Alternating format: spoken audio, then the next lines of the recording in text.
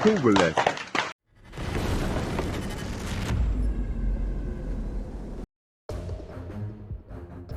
Syrian fighters received about 150 drones as well as other covert support from Ukrainian intelligence operatives last month, weeks ahead of the rebels' advance that toppled Bashar al-Assad over the weekend, according to the Washington Post.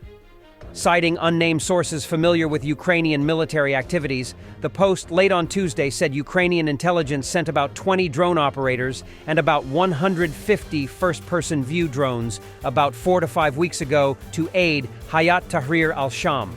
Russia's foreign ministry had earlier said, without providing evidence, that the rebels had received drones from Ukraine and training in how to operate them, an accusation that Ukraine's foreign ministry at the time said it categorically rejected. A former al-Qaeda affiliate, HTS has moved to install an interim administration after Syria's 13-year civil war fractured the country amid one of the most oppressive police states in the Middle East under 5 decades of Assad family rule. Russia, which is locked in its own conflict with Ukraine after invading the country in February 2022, is a key ally of Assad and stepped in to provide him military support in the country's civil war in 2015. The Russian military had helped Assad's forces launch airstrikes against the rebels earlier this month. But Russian war bloggers had warned that the toppling of Assad threatened not only 2 strategically important Russian military facilities in Syria, but also Moscow's very presence in the Middle East. Explosions in Kursk are reported. A series of explosions were heard in Kursk and Grozny on the night of December 12th. In the capital of Chechnya, the Ministry of Internal Affairs building in the region may have been attacked by drones, according to Astra, local public channels, and Russian media. Ukrainian units destroyed a Russian ammunition storage located in a private house in Glushkovo-Kursk region.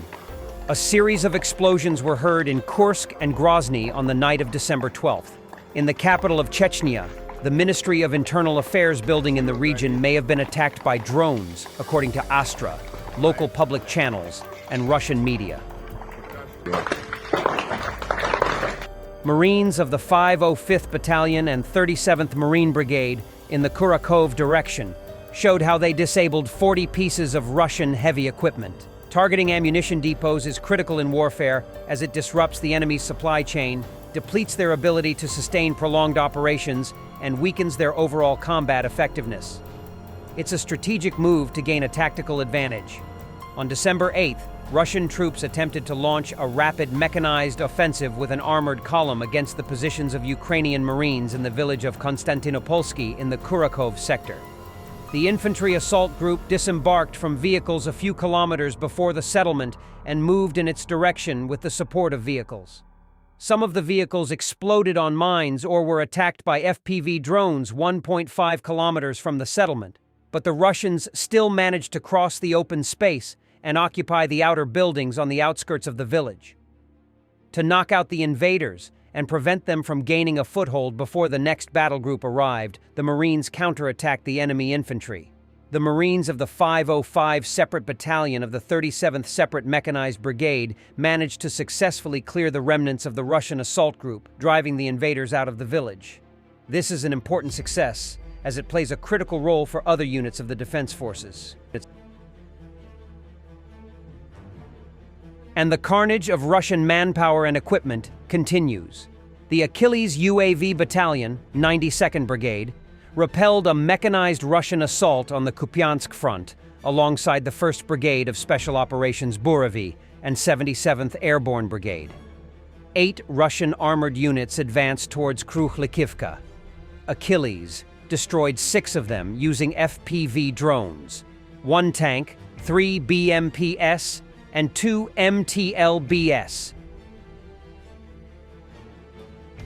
According to Hungarian Prime Minister Viktor Orbán, Hungary proposed a Christmas ceasefire between Ukraine and Russia, along with a prisoners of war exchange.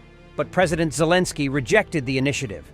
But active talks for a major POW exchange by the end of the year have been ongoing for the past 2 weeks, says Zelensky's advisor Dmytro Litvin. he stated that Viktor Orban did not discuss a Christmas ceasefire or exchange with Ukraine. As always, Hungary discussed nothing with Ukraine, Litvin remarked. And Zelensky says that, "We all hope Viktor Orban won't call Assad in Moscow for his hour-long lectures." True peace and security require America's determination, Europe's unity, and commitment to the UN Charter's principles. Talks on the war against Ukraine cannot happen without Ukraine. Russia is open to studying Trump's proposals on Ukraine, but that doesn't mean they'll support them, says MFA spokesperson Zakharova. She claims Trump has not offered any constructive solutions that align with Russia's interests. Future FBI Director nominee Kash Patel, who was endorsed by Trump, plans to investigate Zelensky's activities, according to his podcast, Kash's Corner. Patel aims to probe how U.S. taxpayer money has been used by Ukraine, including whether Zelensky exaggerated threats to the West to secure more funding from Washington. I've asked this Congress to investigate where has this money gone. The American people are owed that answer because it's our money. It's our taxpayer dollars. And there's a lot of really good reason to be concerned because, the Ukraine was known as a, place of corruption, a place for money laundering. Yeah. It's not like we sent $1 billion, as if that was even a small number to begin with, right? We've sent 100 times that to one country. I don't know how this Congress is allowed to get away with it. And Zelensky is out there. He went on the world stage and said, Russia fired a rocket into Poland, which would literally be an act of war. Well, it turned out that Russia fired no such rocket. It turned out that the rocket came from the Ukraine and was fired into Poland. And it was a mistake, basically. If Zelensky's going to go out there and beg the world for more money and come to the U.S. and sit in the well of our Congress and say, we want more money, and then call and demand the new Speaker of the House provide more and more money, and call Mitch McConnell and say, we need more and more machinery, he needs to be more prepared about global statements that bring us to the precipice of war than doing what he did last fall with this missile attack.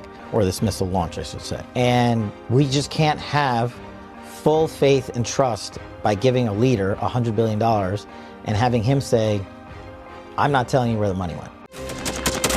Thanks for watching, and don't forget to subscribe.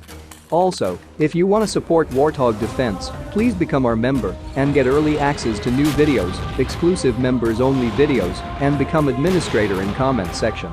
The membership link is in the description. Every day. We had a guy last week, it's 6 rescues in 6 days. He's doing the job every day.